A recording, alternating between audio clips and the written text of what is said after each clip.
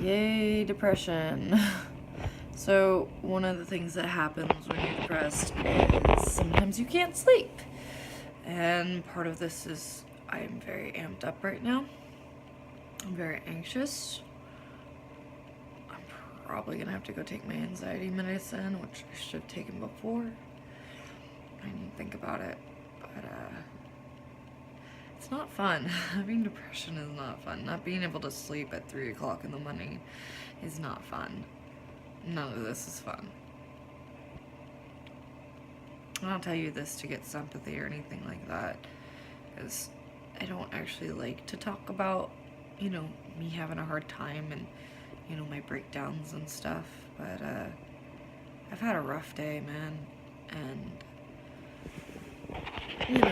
maybe if I talk about, how I'm feeling, other people can see that and, maybe relate to it or whatever, but it sure does fucking suck to be awake at 3 o'clock in the morning when all you want to do is sleep, when your mind won't shut the fuck up, when you cannot get your brain to turn off because you have so many thoughts flying through.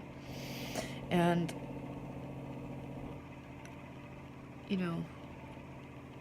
when I am challenged, but I know I'm right, it's one of those things where I find it very, very hard not to obsess over it and not to try to prove myself.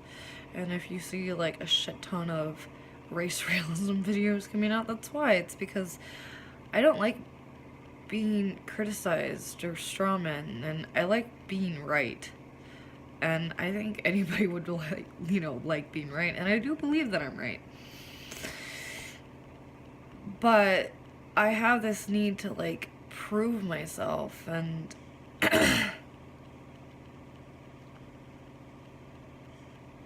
partly it's mostly to myself, though. It's not to anybody else. It's like I have to prove to myself that I have good ideas. And so I sit here and I make video after video, recently about race realism, and it's partly because I find the subject absolutely fascinating, and partly because I am motivated by my own anxiety to prove to myself that my ideas are right. My ideas have merit, and I know that they do. I have conviction in my ideas, and I have conviction in the concept that race is kind of an antiquated term. Not that it's socially constructed or anything like that. Obviously, genetic variation is not socially constructed. But the way that we apply the term race and stuff like that, I just don't think it's useful. I really don't. And it is something that is surprisingly very important to me to try to get out there, because I'm just tired of it. I'm just tired of the racism. I'm tired of hearing, shit upon the white people because more racism, more oppression, all this crap. And it really, really, really bothers me to the point where I can't sleep because I'm thinking about my next argument. I'm thinking about, I should research this, I should look up this, I didn't think about this as a factor for why a group of people might be different, I didn't think of that, I should research this, I should research that, I should research DNA, I should research this, and all this other crap. And so the result is, because I'm so interested in this, and it for whatever reason has a very strong emotional impact on me. And I think this is in part due to the fact that I had my best friends essentially tell me that I couldn't speak to their experiences because I was white. And the thing is I knew what their races were, whatever. The one was half Hispanic, the other one was half Afghani, part Asian, part white. And the thing is, it never bothered me. I didn't care. And it wasn't until they cared that it bothered me. They started caring I was white. They started caring that I was conservative. They were acting very discriminatory against me. And then the one pulled the bullshit about telling me that I was oppressing them. And she didn't say it was specifically because I was white, but it was like stupid shit. Like, I made a comment about her haircut. It was because of the behavior of my ex-boyfriend. It was all these stupid reasons that were not actually oppression, right? And her thing was, no, I'm just not educated. And the thing was, she was indoctrinated into social justice at her work. And it breaks my heart to see such a strong, intelligent young woman turn to such irrationality, to such bigotry, to such racism, to such anger, to the dismissal of her best friend who was always there for her. And, I think that's part of why it bothers me so much is that, it's not just black people who face discrimination. It's not just Hispanic. It's not just people who are not white who face discrimination. I think you can be any race and face discrimination. And it was especially hard hitting for me because the first time in my life that I really experienced discrimination was from my best friends. And I had never discriminated against them. I was a fucking pushover, and I had never done anything to try to control their behavior or really change them. They weren't even really willing to listen to my ideas or the things that I thought I could help them with, teach them and stuff. They became closed-minded, and they brought race into it. And I think from an emotional standpoint, it really, really, really bothers me when people are so focused on race. Because growing up, thinking of these girls as sisters throughout middle school and then the beginning of high school. And the one I considered my sister up until she basically said I couldn't speak to their experiences. Not because I hadn't been part of their life, not because I hadn't been there while they were having these experiences, but purely because I was white. Look, we grew up in the same town, we grew up in the same community. I understood their struggles. They talked to me about these struggles and stuff. And no, I'm not gonna know what their life is. But I can't know what my sister's life is. I can't know what my mother's life is. Every single one of us lives inside our own world. We have our own perception of what's going on. And so when you tell me that I can't speak to your experiences because I'm white, I call bullshit on that. I think it's BS, and it hurts me emotionally that this came up out of my best friends. The people that I loved the most, the people that I felt most connected to growing up. And the thing is, I would never say the same to them. They were there when I was going through, the childhood, teenage shit. They knew my struggles, they knew my pains. I'm not gonna tell them that they can't speak to my experiences because they're not white. That's bullshit. What I would say is, you don't know my specific perspective on what happened in my life. But it's like I can remember what you told me about that experience. And you don't think that I don't have the ability to empathize with you? I feel that race is useless. I feel like it does nothing but create division between people. And this is why I have such a problem with race realism. Is because, you know, to me, where do you draw the line? Where does the Caucasoid race end? There were reports of Aryans all the way down into India. You know, you have reports of Genghis Khan raping thousands and thousands of women and siring thousands and thousands of children, to the point where my ex-boyfriend, who is extremely Nordic, who claims to be the descendant of Leif Erikson, also says that he is a descendant of Genghis Khan. And those two things, I don't think are so far-fetched. And so, is he white?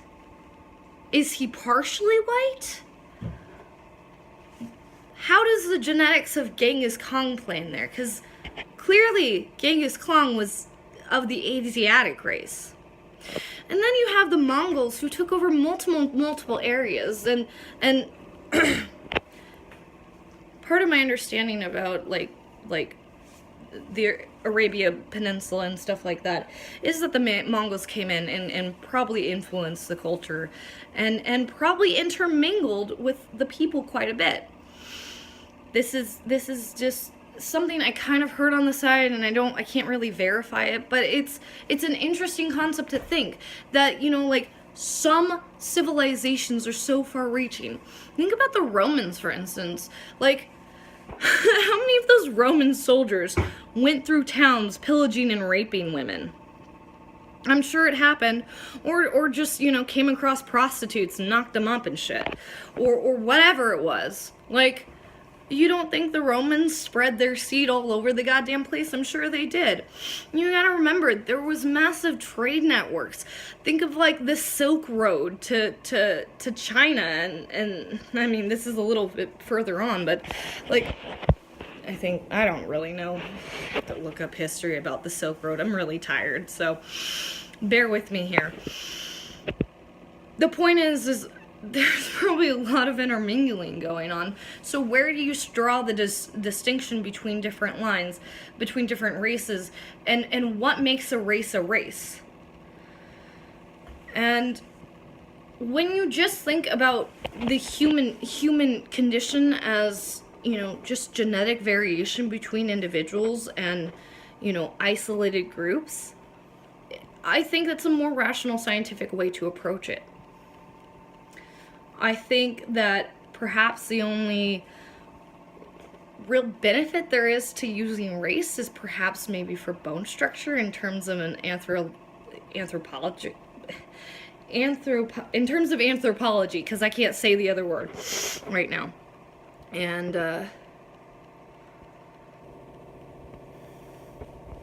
I really just don't see any other reason for it. I really don't. And I've seen so much racism. I've seen how racial tensions have increased. You know, when I was a kid, it was, don't be racist, don't be racist, don't be racist, don't be racist. And then I got to college, and they were like, don't be colorblind. I was like, what the fuck is this? I just don't, and because you can't say anymore, I just don't see race, because that's somehow discriminatory to the experiences of people who are not white. Like, go fuck yourself. I don't see white race either. I don't say that just because I'm white.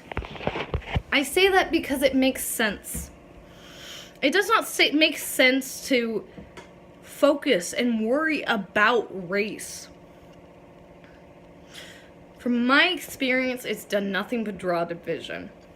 In my experience, from what I've seen of people who focus on race, it doesn't turn out well. And they come off sounding arrogant as fuck.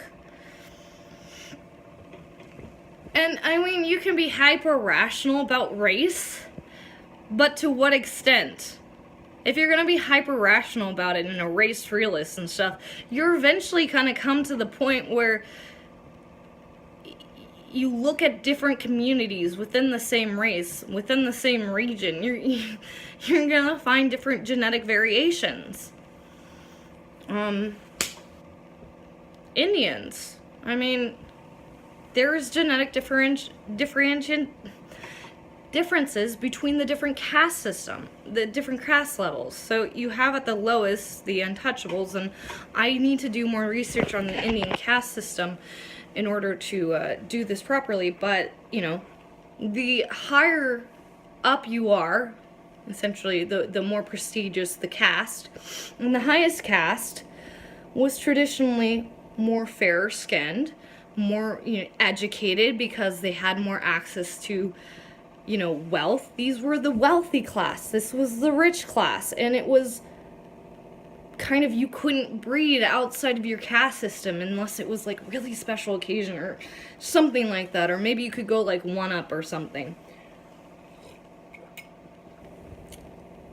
But like then you have like the untouchables, who no one's even supposed to talk to or look at or whatever. And, you know, you think to yourself, okay, those people live in extreme poverty. They don't have proper shelter. They live basically, you know, in the dump, trying to, you know, dig through scraps and shit. And like, are they not Indian? Of course they're Indian, but they're genetically different than the higher level caste system, because for generations they haven't interbred. And so when do they become a different race? When does the differentiation happen? Because this has been going on for thousands and thousands of years. And you know what, as a species, from what my understanding is, we've only been around for about 200,000 years. And do you think we're honestly the same as we were 200,000 years ago? No, we're not even the same as we were 10,000 years ago. Think back to the last ice age. The Cro-Magnons were still walking around. They were anatomically correct humans, but not brain-wise. They were not. At least that's the theory on it. You can.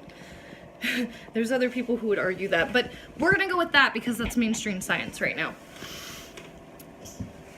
Look, if after 10,000 years you can get from Cro-Magnon to us with the internet and all of this fancy fucking technology and shit, that took 10,000 years of evolution. So where does the race differentiate out? How long does it take? Does it take 200,000 years? Does it take 10,000 years? Does it take several generations? How many generations? How long do two different groups of people have to be separate before they become different races? I don't know that any of these questions have been answered by like race realists and stuff like that. And my point is, how is race useful? I understand how genetic variation between different groups of people is useful to know, especially for like health reasons and stuff like that. Black people have a higher incidence of diabetes. That's important to know.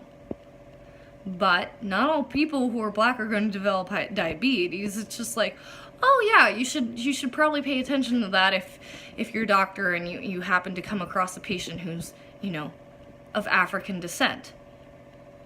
But here's the thing, like I just don't understand beyond like specific shit like that, you know, and that doesn't even have to be racial. You know, it's just like, oh, you know, you're from a darker skinned population that did not have access to sugars as much. You were probably more likely to have to get diabetes because we live in a sugar-rich environment.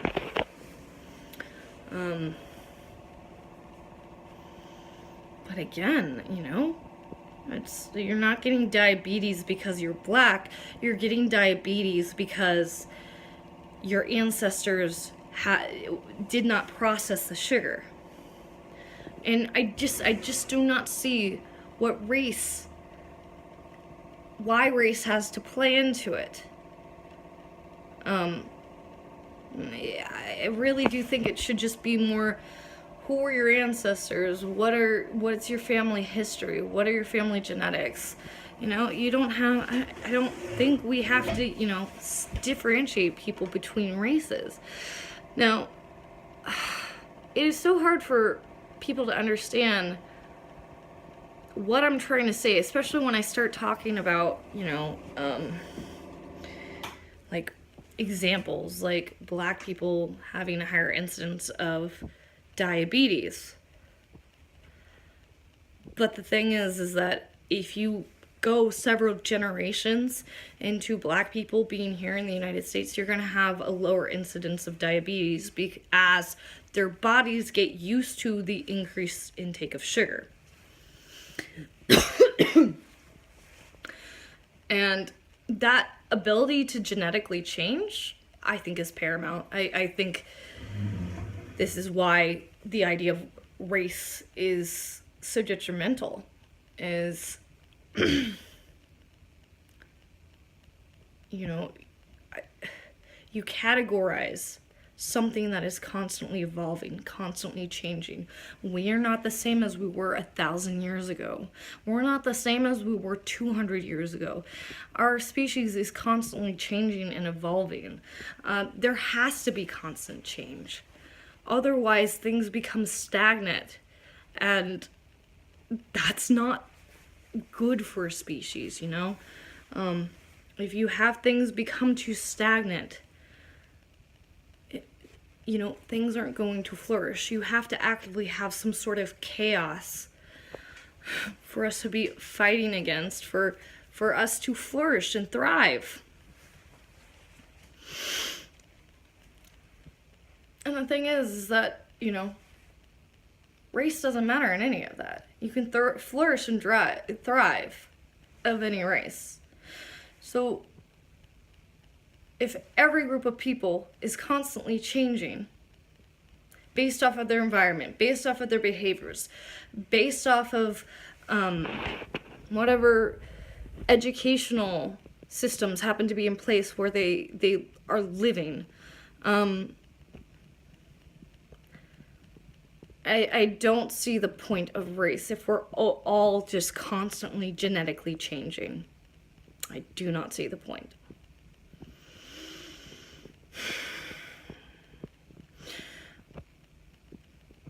And this is part of my depression. I'm very anxious about this because I feel so strongly about it. You know, I look at like my South Korean aunt, and she is one of the most incredible people I know. Like, it's really hard when you have an amazing couple to go, she's the most amazing, when clearly they're both the most amazing. I have a great respect for my uncle and aunt, obviously. And I view her as 100% family. I love her to death. I think she's amazing. She's probably one of the more insane people on that side of the family. And you know it because when she writes, you know, my sister a letter, she doesn't include Jesus 50 times. I'm trying to say that side of the family is a little religiously crazy. But not in a bad way. Well, okay, maybe my grandma a little bit, but you know. You can't fix old people. You could try. But at this point, it's just better to forgive and forget all the stupid shit she said. You gotta have forgiveness in your heart. Oh, Jesus Christ. Grape juice, not wine. Oh, this is funny. I'm just gonna end on this because I think this is hilarious. So, in Christianity, specifically like Catholicism, they have the wine and the bread as being not just symbolically representing the blood and flesh of Christ, but they view it as an actual transmutation inside the body, where you drink the wine and you eat the bread, and it literally turns into the blood and body of Christ. And actually, early Christians were thought to be cannibals at one point by certain groups of people because of this practice. Now, that's pretty fucking insane. I am more in favor of the Methodist view, which is more symbolic, more spiritual. Maybe there's some sort of spiritual transmutation, but the physicality of the actual materials does not change. And maybe I'm misrepresenting the Catholic view, but this is kind of what I learned in, you know, my history of religions class. And then finally you've got the Baptist. And for those of you who do not know, the Baptists do not drink alcohol. And so it's very clear throughout the entire Bible that Jesus drinks wine. And the stupidest thing I've ever heard is somebody tell me that it wasn't wine that Jesus drank, it's grape juice.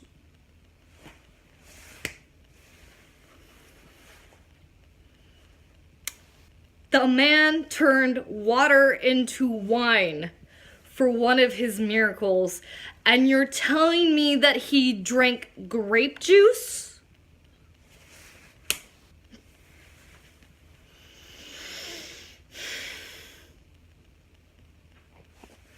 Organized religion, man, it's fucking crazy.